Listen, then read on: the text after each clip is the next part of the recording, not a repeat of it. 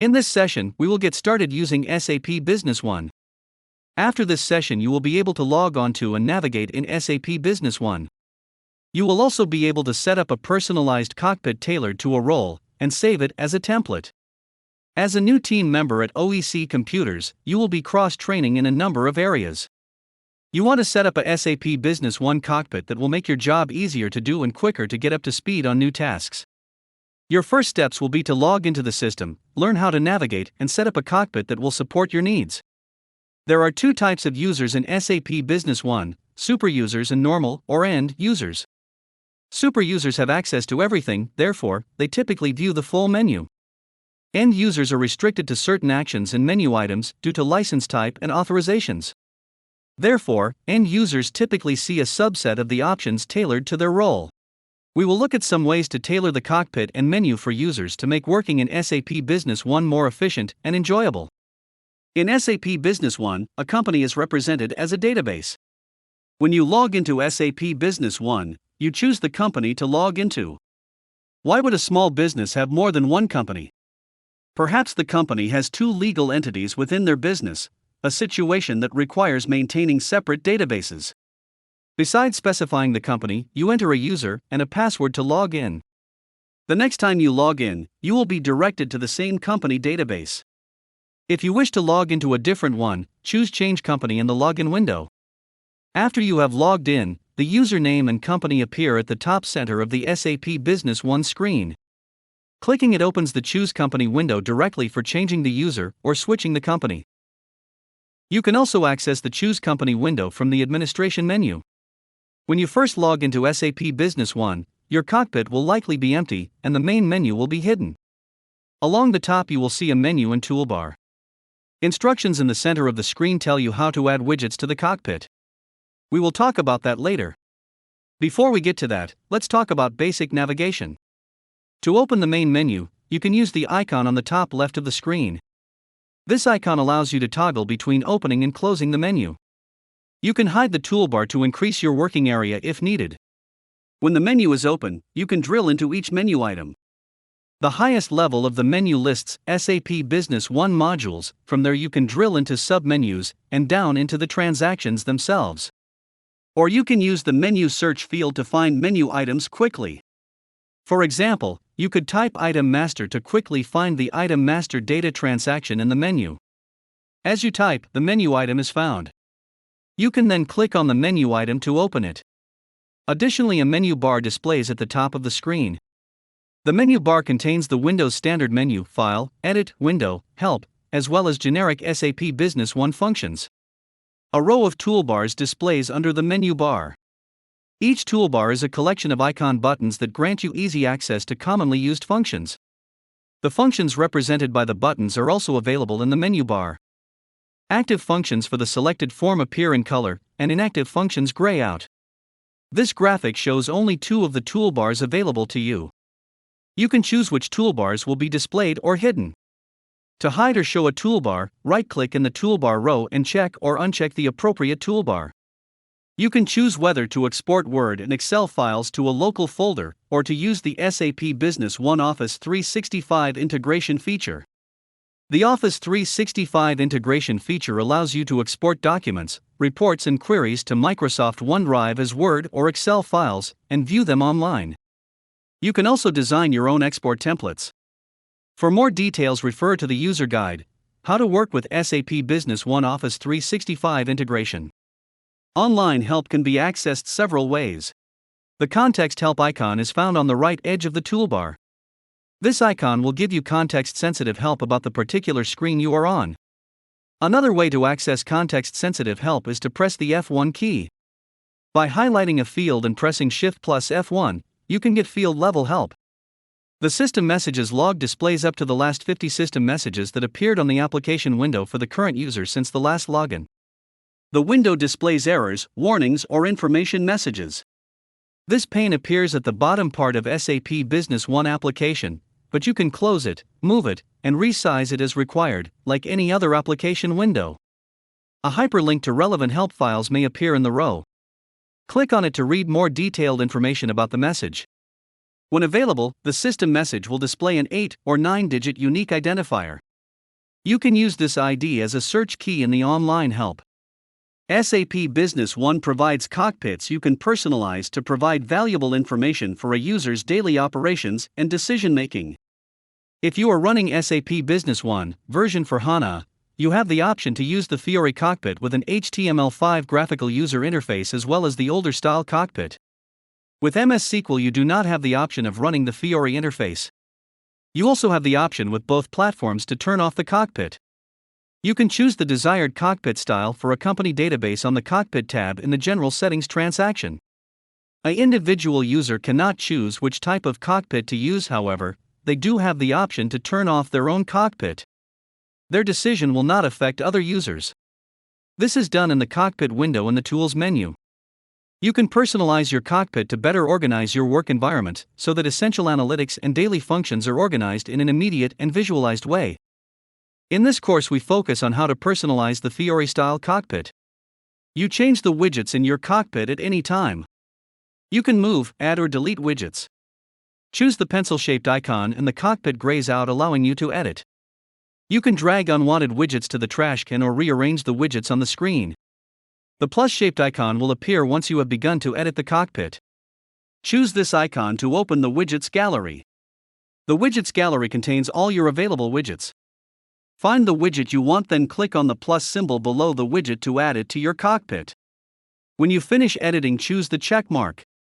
In the Widget Gallery, the default is to show all available widgets. You can narrow down the selection with the drop-down. Options are to show only dashboards, key performance indicators, count widgets, workbenches, or the recent updates widget.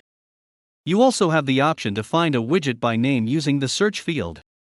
Once you find a widget you want, choose the plus icon below the widget.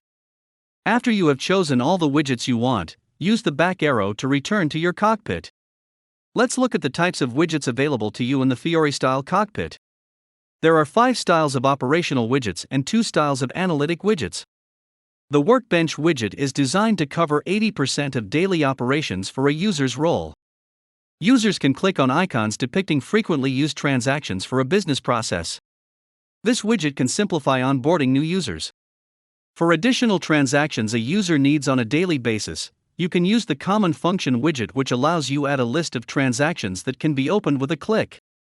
The My Recent Updates widget displays a user's most recent transactions, so a user can easily see and quickly access recently saved documents or master data.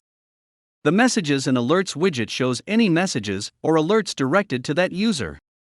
The Business Object Count widget shows the number of items returned from a query. For example, a count might display the number of high-value customers who contributed to at least 10% of the profit in the prior year. A user can add multiple dashboard widgets to a cockpit. Users have the choice of a great many pre-delivered dashboards, but you can also add dashboards created specifically for your company.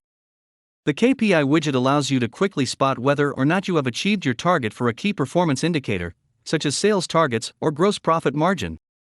The value shown in large type, the color, and the up or down arrow make it easy to see if a target is reached and how the values are trending.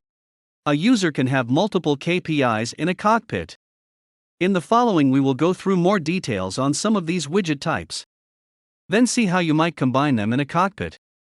SAP delivers 4 standard Workbench widgets for business process roles in inventory management, purchasing, financials, and sales. Each widget has a visual outline of the majority of transactions needed for a user in that business process role.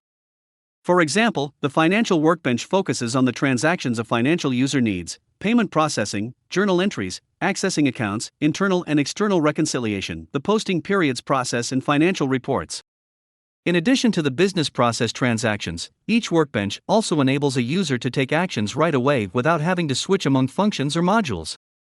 Context menu options are available for each visual transaction with a blue dot.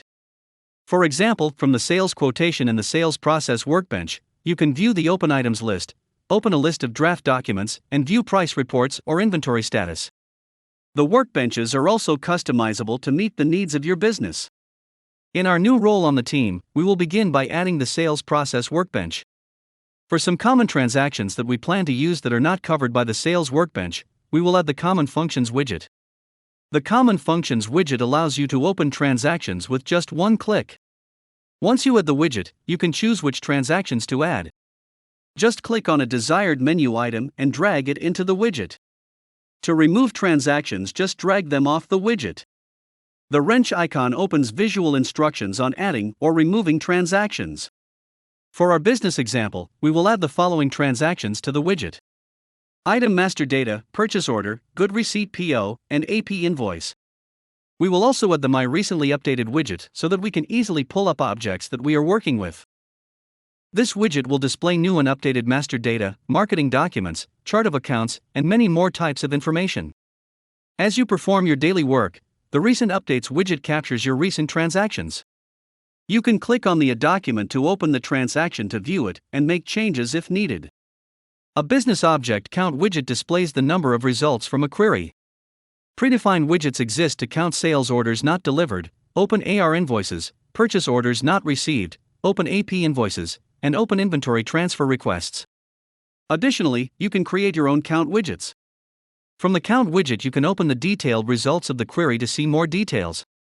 In this case, we can see the number of open AR invoices in the company, and we can dive into the document or master data by choosing the orange link arrow.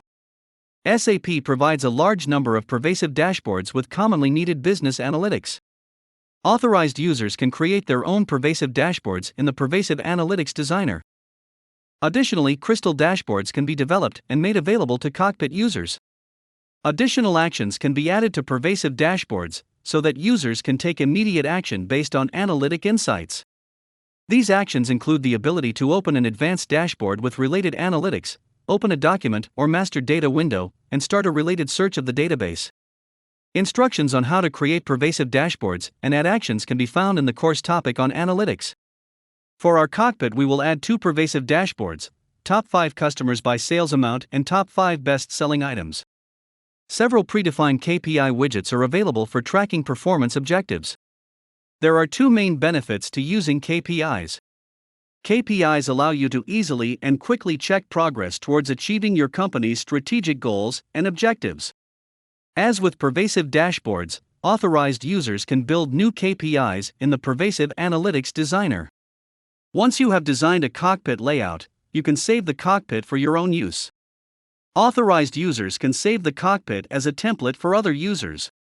If you are authorized, you will see 2 choices when you save the template: Update My Cockpit and Save as Template. If you save it as a template, you can publish the template and then assign it to a user group. In addition to cockpit templates that you create, there are 4 predefined cockpit templates have been created for sales, purchasing, finance, and inventory. These cockpits can also be modified by an authorized user. These 4 cockpits are mapped directly to 4 predefined authorization groups.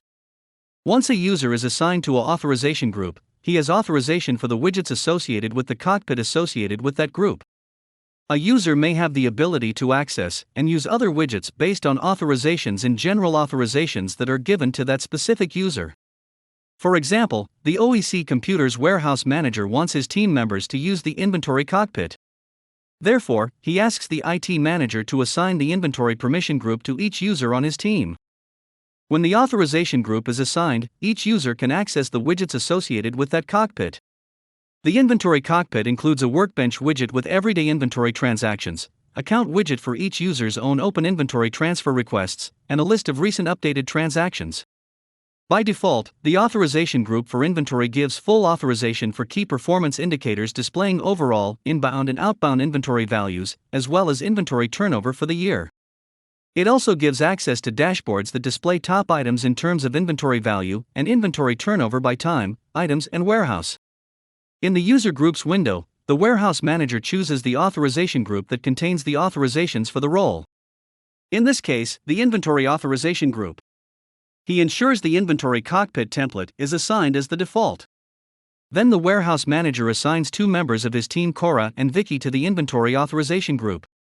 Users can personalize their cockpits once the template is assigned. A user may have the ability to access and use other widgets based on authorizations in general authorizations that are given to that specific user. If you are super user, you can create new authorization groups if needed for your new templates. Remember that new groups will need to have the appropriate authorizations for the objects and data in the template you assign. How to set up authorizations is covered later in the e-learning course on general authorizations. Another way to assign users to a cockpit template is to open the user setup window and add the user to an authorization group that has an associated template. Then the user will appear in the user groups window as assigned to the group. You can only assign one default template for a user group, but a user can belong to multiple user groups and thereby be authorized for multiple templates. Users have the option to switch between available cockpit templates for which they are authorized. To choose a cockpit template, click on the folder icon and select from a list of templates. To switch to a different template, choose the back arrow in the top corner of the cockpit. This action returns a user to blank cockpit and the folder icon reappears. Users can also modify available cockpit templates for their own user or publish them as cockpits that can be shared by other users. Some settings in the user setup window can be maintained by individual users. For example, users can personalize their own display settings on the Display tab. Settings include those for the skin style, colors, language, font style, and size. Users can open their own user settings by using the My Personal Settings icon, as shown on the graphic. Another way to tailor SAP Business One to a user is to simplify the main modules menu. Most users are limited in the functions they can perform. To avoid frustrations, users can hide menu functions that they do not or cannot use. Like a personalized cockpit, this can speed up access time to open irregularly used transactions. The tool to control what is hidden and what is displayed is called Form Settings. To access the form settings for the main menu, select the wrench icon of the left of the menu search field. You will see a list with all the menu items. You can choose to hide or display a whole menu or selected menu items. In the Form Settings main menu window, choose the Apply Authorization button. This restores to the menu to its original state. To save the changes, choose the Update button. In the example, the user has removed some entries under the Sales AR menu. A company is represented as a database inside SAP Business One. When you log into SAP Business One, you choose the company to log into. There are two types of users, super users and normal or end users. Super users have access everything. End user are restricted by authorizations to functions related to their jobs. There are two menus. A horizontal menu bar displays at the top of the screen, and the main modules menu is on the left. Commonly used menu bar functions are also represented as icons in a toolbar. The toolbar appears under the menu bar. A menu search allows you to quickly find items in the modules menu. Users can personalize their cockpit to suit their needs. Users can rearrange, delete, or add widgets from a widget gallery. Using authorization groups with an assigned cockpit template is an easy way to assign role-based cockpits. For delivered role-based cockpit templates that map to 4 authorization groups, provide widgets tailored to a user's daily operations and analytic needs. Authorized users can modify or create new cockpit templates and authorization groups. Users can change their display settings opening My Personal Settings. Additionally, users can hide menus and items in the modules menu by using Form Settings. You have completed the topic for getting started. Thank you for your time.